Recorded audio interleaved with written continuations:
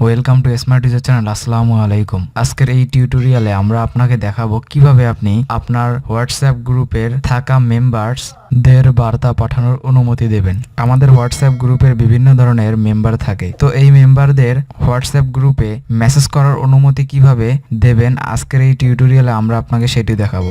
যে সেটিংসটি দেখাবো এই সেটিংসটি অন করার মাধ্যমে আপনি হোয়াটসঅ্যাপ থাকা গ্রুপের বিভিন্ন ধরনের মেম্বারদের হোয়াটসঅ্যাপে মেসেজ করার অনুমতি কিভাবে দেবেন এই টিউটোরিয়ালে আমরা আপনাকে সেটি দেখাবো। তাহলে চলুন ভিডিওটি স্টেপ বাই স্টেপ ফলো করি।